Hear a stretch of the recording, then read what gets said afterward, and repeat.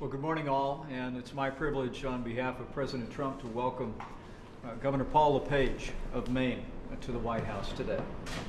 The President and I are truly grateful for Governor LePage's leadership in Maine. The motto of the state of Maine is "We Lead," and under Governor Paul LePage, that's been true in so many ways, but before Obamacare, it was especially true when it came to health care.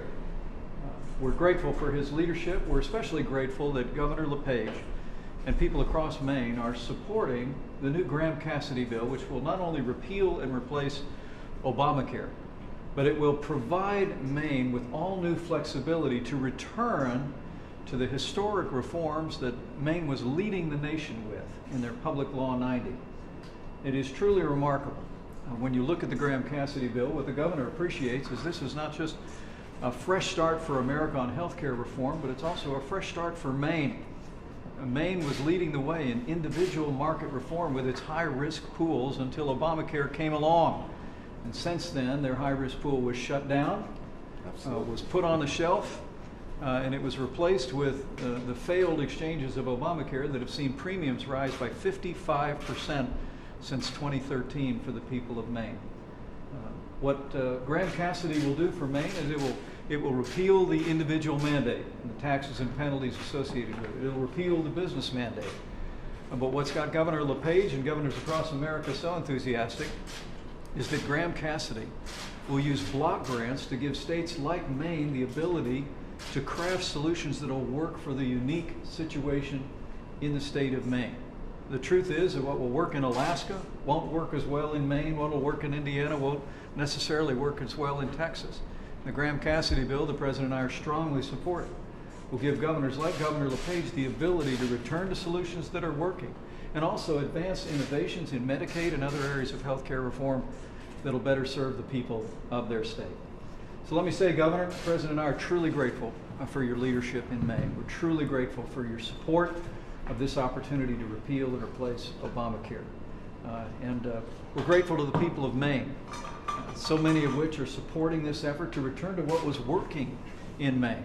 And we're encouraging Senator King, but especially we're encouraging today Senator Susan Collins to join us in this effort, to give the people of Maine, to give the government of Maine the resources and the flexibility to be able to craft solutions that will improve the lives and improve the health of the people of Maine.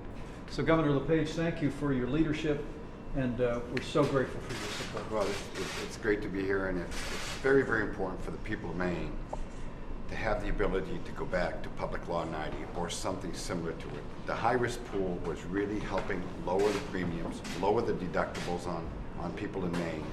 And unfortunately, what Obamacare did is it robbed nursing homes and home care services.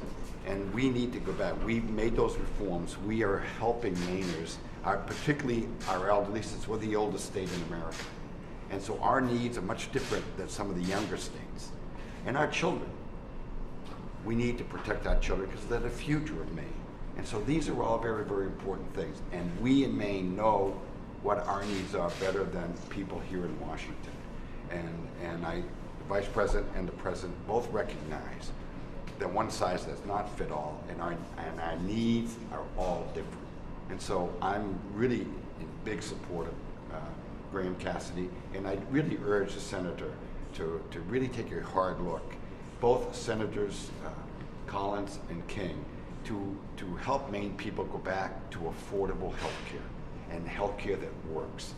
And we have already, we're leading the nation in pre-existing conditions. Back in 2011, when we passed Public Law 90, pre-existing conditions were taken care of.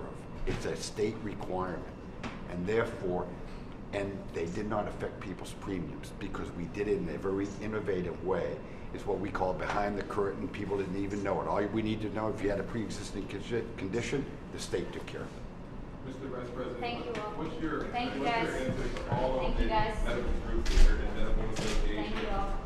American Heart Association that say this is a bad bill? The American people know that Obamacare has failed. Truth is, you've seen premiums rise in Maine by 55%, but In many states around the country, we've seen premiums increase since Obamacare became law by 100 and even 200%. The average American family is paying more than $3,000 a year more for health insurance today. And in the state of Maine, 34,000 residents of Maine actually chose to pay the penalty to the IRS instead of paying for insurance that didn't provide adequate coverage for them and for their families. And in the next cycle, we're looking at 40% increases in premiums to our elderly who are living on fixed incomes. You can say what you want, and all these organizations can say what they want, but they got to sit in my seat and see people go without insurance. And The American people know we can do better. They know that we can have a fresh start in healthcare reform. We can repeal the individual mandate, we can repeal the business mandate, and we can allow states like Maine to return to solutions that were working. The high-risk pool known as Public Law 90 in Maine was working. It was making coverage available and affordable, and it was making coverage available for people with pre-existing conditions. Graham Cassidy requires coverage for people with pre-existing conditions. It creates those protections. It creates a more equitable distribution of resources over time to states all around the country on a per-person basis. With all due respect to competing opinions out there, the American people know we can do better than Obamacare. The example that we saw in Maine before Obamacare gives us great confidence that by empowering states with resources and flexibility, we'll provide better health care and will improve the lives of the people. And since our reforms in Maine, we've been able to add 40% more revenues to our nursing homes, and we've been able to add 60% more revenues into our home care. So we're keeping people in their homes longer, independent of confined nursing homes. And I'm telling you, people want to live in their homes as long as they possibly can. That's right. What if Maine voters decide to expand Medicaid? Go ahead, that one right there is fine. Rebecca, one more from Maine. What happens if Maine voters decide to expand Medicaid? If Maine voters expand Medicaid, what's going to happen is exactly what happened when I came into governorship in 2011. We're going to owe the hospital, we won't be able to pay our hospitals. We were at $1.3 billion in the red, and it took me 6 years to fix it. And how we fixed it is we brought our liquor business back into the state of Maine because it was leased out by a previous governor, and now we're using that to help pay for the bonds we had to borrow to pay off the last $1 billion, $750 million of unpaid hospital bills. Now the only option from now on would be to double up on your drinking, and I don't want that for Maine people.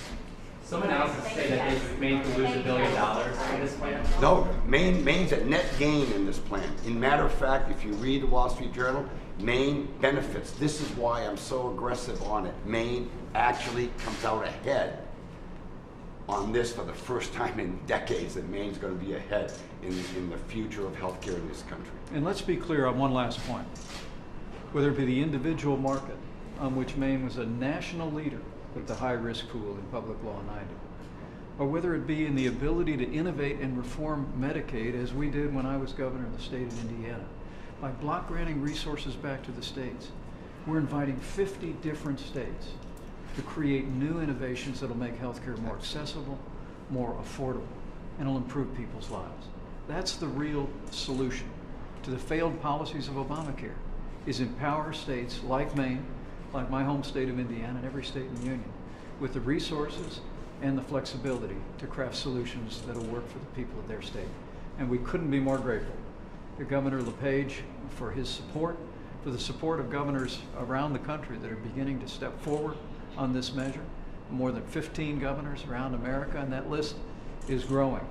But Graham Cassidy is an idea whose time has come.